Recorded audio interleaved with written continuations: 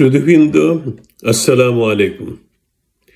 আমি এই দেশের এক প্রবীণ নাগরিক এবং ৭১-এর মহান স্বাধীনতা যুদ্ধের এক গর্বিত মুক্তিযোদ্ধা। দেশের বর্তমান সংকটপূর্ণ পরিস্থিতিতে সকল সচেতন নাগরিকের ন্যায় আমি উদ্বিগ্ন এবং তাই জীবনের দীর্ঘপথ পাড়ি দিয়ে অর্জিত অভিজ্ঞতা ও সীমিত জ্ঞানে আপনাদের প্রতি, বর্তমান সরকার ও রাজনীতিবিদদের উদ্দেশ্যে আমার কিছু বক্তব্য তুলে ধরার ক্ষুদ্র প্রয়াস। আপনারা ইতিমধ্যেই আমার আজকের বক্তব্যের শিরোনামটি লক্ষ্য করেছেন, যা মূলত রাজনীতিবিদদের উদ্দেশ্যে বলা। আমি বলেছি, প্রমাণ করুন আপনারা পতিত স্বৈরাচার ও তার ভিন দেশীয় প্রভুর পক্ষে নন। আপনারা ক্ষমতা ও অর্থের লালসায় নয়, জনকল্যাণে নিবেদিত প্রাণ। আজ জাতি দীর্ঘ ১৫ বছর যাবৎ তার বুকের উপর চেপে থাকা স্বৈরাচার নামক এক জগত্তল পাথর হতে মুক্ত। একথা অনস্বীকার্য। কেবল কুখ্যাত হাসিনা শাসনকালেই নয়, স্বাধীনতা প্রাপ্তি হতে আজ অবধি ডাক্তার মোহাম্মদ ইউনূসের নেতৃত্বে গঠিত বর্তমান অন্তর্বর্তীকালীন সরকারের ন্যায় নিরপেক্ষ ও রাজনৈতিক, নির্লোভ, সৎ ও দুর্নীতিমুক্ত কোনো সরকার দেশের মানুষের নিকট দৃষ্টিগোচর হয়নি।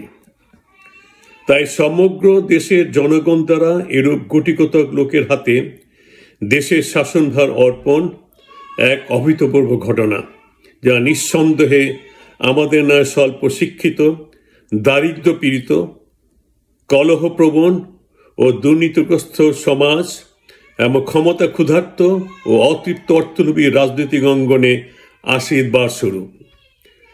আমার এই বিষয়ে সবাই অবগত। বর্তমান সরকারের ক্ষমতা গ্রহণের প্রধান উদ্দেশ্য অবৈধ ফ্যাসিস্ট হাসিনা এবং তার সহচরদের দ্বারা গুম, হত্যা, খুন, সংঘটিত নজিরবিহীন সকল অকল্পনীয় অপরাধের বিচার শেষে ধ্বংসপ্রাপ্ত সকল রাষ্ট্রীয় প্রতিষ্ঠান পুনর্গঠন করে একটি সুষ্ঠু, অবাধ ও নিরপেক্ষ জাতীয় নির্বাচন অনুষ্ঠান করে জনপ্রতিনিধিদের কাছে ক্ষমতা হস্তান্তরের মাধ্যমে গণতান্ত্রিক শাসন ব্যবস্থার একটা স্থায়ী ভিত রচনা করা। তবে তড়িঘড়ি করে কেবল নির্বাচন অনুষ্ঠানের মাধ্যমে কোনো রাজনৈতিক দলের নিকট ক্ষমতা হস্তান্তর করার উদ্দেশ্যে ছাত্র জনতা তাদের নিকট দেশ পরিচালনার দায়িত্ব অর্পণ করেনি। জনগণের কাঙ্ক্ষিত প্রত্যাশা বাস্তবায়নের লক্ষ্যে ইউনূস সরকার যে অনেক দূর এগিয়ে গেছেন তা এখন দৃশ্যমান। এ লক্ষ্যে গঠিত জাতীয় ঐক্যমত্য কমিশনের সকল সদস্যদের ক্লান্তিহীন ও নিরলস পরিশ্রম অকুণ্ঠ প্রশংসার দাবিদার।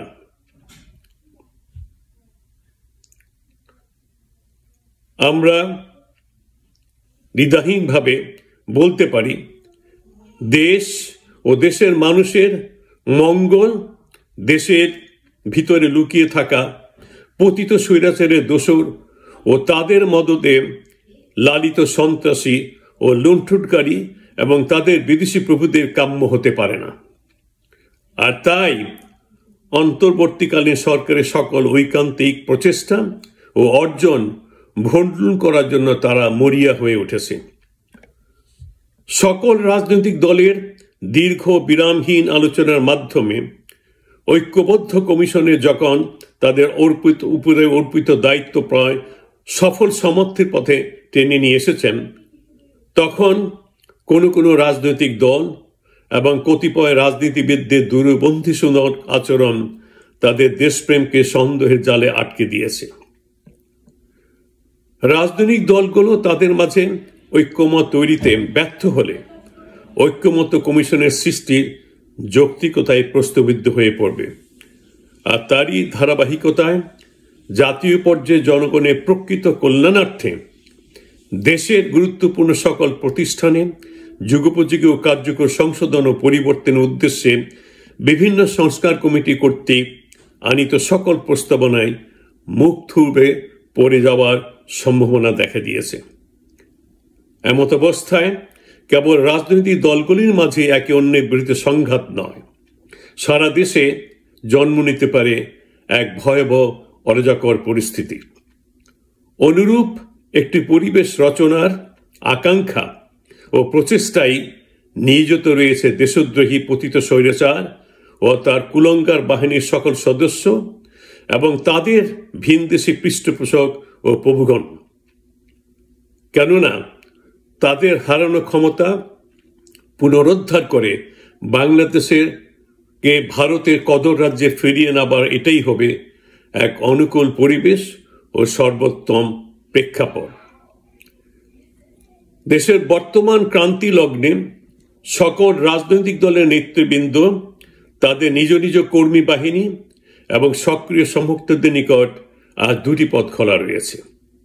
তার প্রথমটি হচ্ছে দেশের স্বাধীনতা ও সার্বভৌমত্ব রক্ষার উদ্দেশ্যে এবং বিশ্বব্যাপী সার্বজনীনভাবে স্বীকৃত জনগণের মৌলিক অধিকার ও অবিচ্ছেদ্য অধিকার প্রতিষ্ঠার লক্ষ্যে দেশের সকল ছাত্রছাত্রী, তরুণ তরুণী এবং আপামর জনগোষ্ঠীর ইচ্ছায় এবং তাদেরই স্বতঃস্ফূর্ত আকাঙ্ক্ষায় ও প্রদীপ্ত আবেদনে প্রতিষ্ঠিত ডক্টর মোহাম্মদ ইউনূসের নেতৃত্বে গঠিত অন্তর্বর্তীকালীন সরকার কর্তৃক গৃহীত সকল সংস্কার কার্যক্রমের সফল বাস্তবায়নের প্রতি পূর্ণ সমর্থন প্রদান করা, যে কারণে তারা হতে পারে নন্দিত বা আদৃত।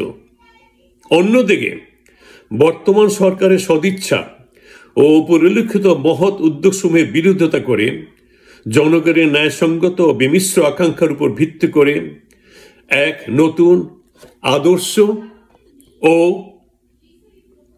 প্রগতিশীল জাতি বিনির্মাণে, দেশ বিনির্মাণে সকল প্রচেষ্টা ভণ্ডুল করার জন্য তারা শুধু নিন্দিত হয়ে থাকবে না, হয়ে থাকবে ঘৃণিত আজীবন।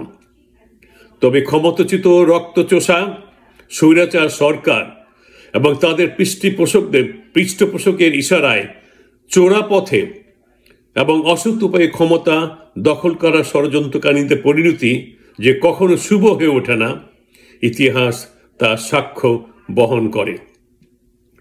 মাননীয় প্রধান উপদেষ্টা ডক্টর ইউনূস ও তার নেতৃত্বে সরকার পরিচালনার কাজে নিয়োজিত সকল সদস্যদের প্রতি আমাদের সশ্রদ্ধ ও আকুল আবেদন।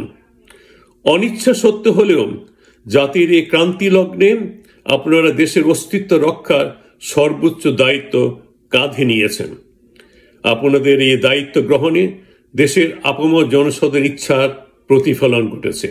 কোনো রাজনৈতিক দলের ইচ্ছায় বা প্রচেষ্টায় তা কার্যকর হয়নি।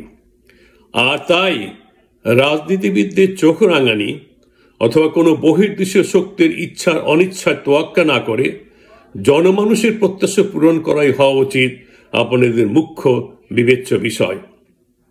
বিভিন্ন রাজনৈতিক দলের অর্ধ শতাব্দীর অধিক শাসনকালের তাদের দেওয়া অধিকাংশ সংস্কার কর্মসূচি নিবেদ্য ছিল ব্যক্তি ও দলীয় উন্নয়ন এবং ক্ষমতা দীর্ঘায়িত করার লক্ষ্যে, জনগণের কল্যাণ এবং গণতন্ত্রের অধিকার প্রতিষ্ঠা করার জন্য নয়। তাই বর্তমান অন্তর্বর্তীকালীন সরকারের তাদের গৃহীত সংস্কার বাস্তবায়ন করতে ব্যর্থ হলে আগামীতে কোনো নির্বাচিত দল কর্তৃক তার রূপায়ণ করা সম্ভাবনা অতিশয় ক্ষীণ। কেবল বাংলাদেশের জনগণের জন্য নয়, আমরা জানি সমগ্র বিশ্বের মানুষের শান্তি ও উন্নয়নের ক্ষেত্রে শান্তিতে নোবেল বিজয়ী ডক্টর ইউনূসের অবদান চিরঞ্জীব ও চিরস্থায়ী।